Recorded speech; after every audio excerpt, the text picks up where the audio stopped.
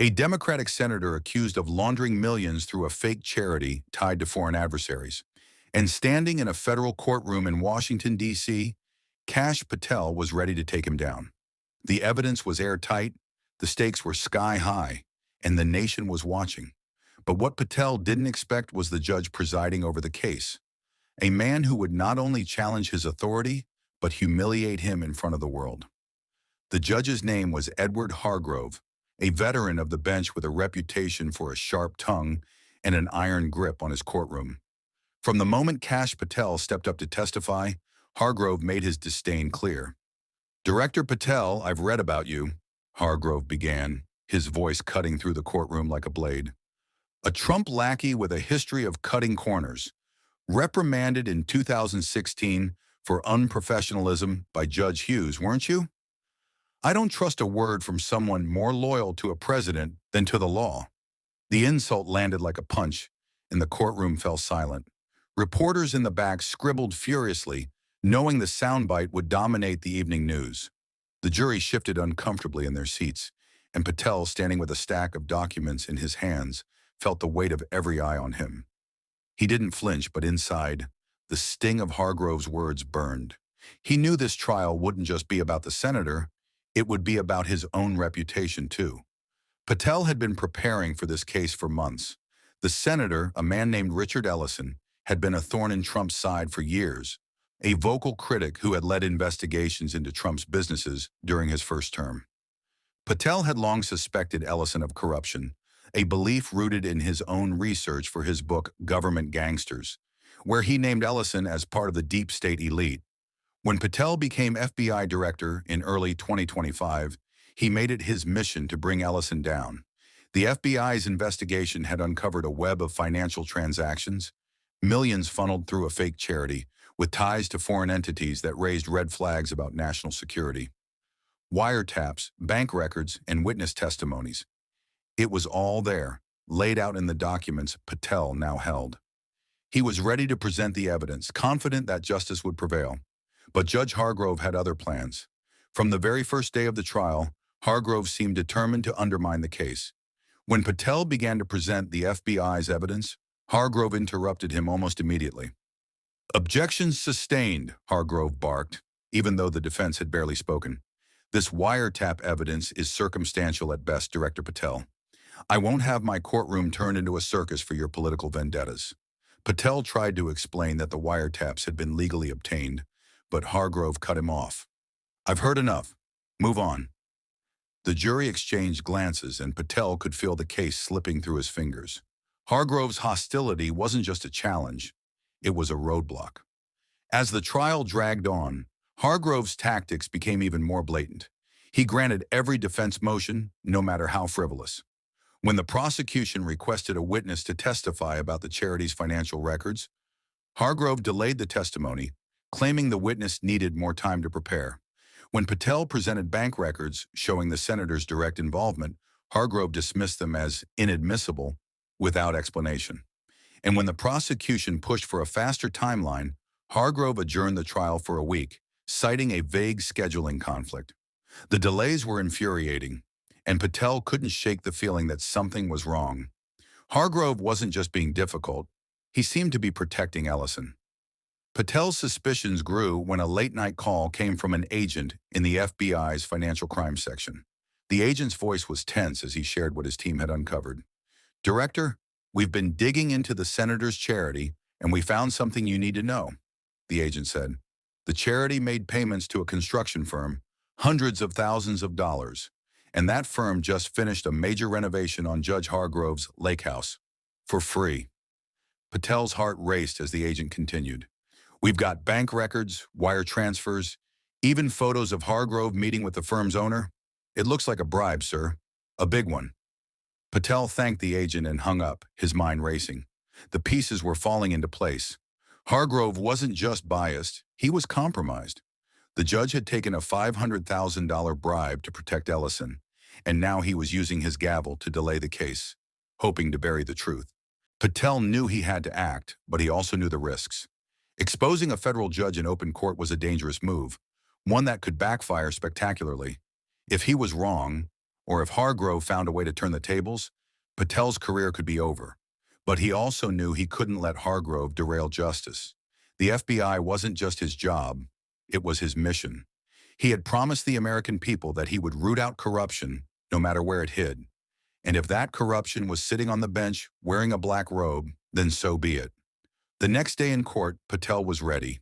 He had spent the night preparing a sealed affidavit with the FBI's evidence against Hargrove, and he had coordinated with a team of federal marshals to be on standby. As the session began, Hargrove wasted no time trying to delay the trial yet again. "I'm adjourning this case for another week," Hargrove announced, his tone smug. "There are procedural issues that need to be addressed." The defense team smirked, and Ellison, sitting at the defendant's table, looked relieved. But Patel wasn't about to let Hargrove walk away. "Your Honor, I request a sidebar," Patel said, his voice calm but firm. Hargrove rolled his eyes, clearly annoyed. "This better be good, Director," he snapped. "I'm not in the mood for another one of your stunts. You've already wasted enough of this court's time with your so-called evidence." The jab was a reminder of Hargrove's earlier insult, and Patel felt the sting all over again. But he pushed it aside. This wasn't about his pride, it was about justice. Patel approached the bench, the affidavit in his hand. The courtroom watched in silence, sensing the tension. Even the reporters in the back stopped writing, their pens hovering over their notebooks. Patel handed the affidavit to Hargrove, but before the judge could open it, Patel spoke. "Your Honor, the FBI has been investigating you for judicial corruption," he said, his voice steady and clear. Hargrove froze, his hand on the affidavit, his eyes narrowing. "What did you just say?" he demanded, his tone low and dangerous. Patel didn't back down. "We have evidence that you accepted a $500,000 bribe from the defendant's charity through a construction firm," he continued. "Bank records show the payments. Wiretapped conversations confirm you promised to handle this case, and we have photos of you meeting with the firm's owner, meetings that took place while this trial was ongoing. You've been delaying this case to protect Senator Ellison because you're compromised. You've betrayed the law you swore to uphold." The courtroom erupted in gasps. The jury's eyes widened. The defense team looked horrified, and Ellison's face turned pale. Reporters began whispering frantically, their cameras flashing as they captured the moment. Hargrove's face contorted with rage, his cheeks flushing red. He slammed his gavel down so hard that the sound echoed through the room. "This is an outrage," he roared. "You're in contempt, Patel. I'll have you disbarred for this. You think you can come into my courtroom and slander me with these lies? I'll bury you." But Patel didn't flinch. He had expected Hargrove's reaction, and he was ready for it. "The evidence speaks for itself, Your Honor," he said, holding up the affidavit for the courtroom to see. "The FBI doesn't play games. We don't make accusations without proof. And right now, that proof is in your hands." Hargrove's hands trembled as he opened the affidavit, his eyes scanning the documents. The bank records, the wiretaps, the photos. It was all there, laid out in black and white. The judge's bravado began to crumble, his shoulders slumping as the reality of his situation sank in. The courtroom was still reeling from Patel's revelation when he signaled to the back of the room. Two FBI agents stepped forward, their badges gleaming under the courtroom lights. They walked toward the bench, handcuffs in hand, their faces grim. "Judge Edward Hargrove," one of the agents said, his voice firm. "You're under arrest for bribery and obstruction of justice." The other agent began reading Hargrove his rights as the judge stood frozen, his gavel still in his hand. The courtroom was silent, the air thick with shock. Hargrove's eyes darted to Patel, and for a moment, the judge's rage gave way to something else: regret. He remembered the insult he had hurled at Patel on the first day of the trial, the way he had mocked him as a Trump lackey and questioned his integrity. Now, as the handcuffs clicked around his wrists, Hargrove realized he had underestimated Patel. He had thought the FBI director was just a political pawn, a man who could be intimidated and dismissed. But Patel had proven him wrong, and now Hargrove was paying the price. The agents escorted Hargrove out of the courtroom, his black robe trailing behind him, the handcuffs a stark contrast to the authority he had once wielded. The jury watched in stunned silence. The reporters scrambled to file their stories, and Ellison sat at the defendant's table, his head in his hands. The trial would continue with a new judge, but the story of that day would live on. A story of corruption, betrayal, and justice. As Patel gathered his documents and prepared to leave the courtroom, he couldn't help but feel a quiet sense of vindication. Hargrove's insult had stung, but it had also fueled him. He had promised the American people that he would fight corruption no matter where it hid, and today he had kept that promise. But there was one final twist to the story, one that even Patel hadn't expected.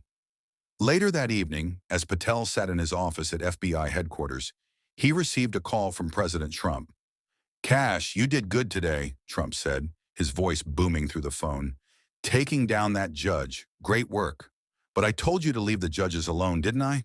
We need them on our side." Patel's jaw tightened.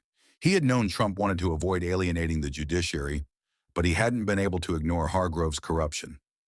"With all due respect, sir," Patel replied, "justice doesn't play favorites, not even for judges." Trump chuckled, a mix of amusement and frustration. "You're a stubborn one, Kash," he said. "Just make sure the next judge plays ball." Patel hung up the phone, staring out the window at the city lights. The trial wasn't over, and neither was his fight. Hargrove's arrest was a victory, but it was also a reminder of how deep corruption ran in Washington. Patel had exposed one compromised judge, but there were others out there, hiding behind their gavels, waiting to be uncovered. And as long as he was FBI director, he would keep hunting them down, no matter what it took.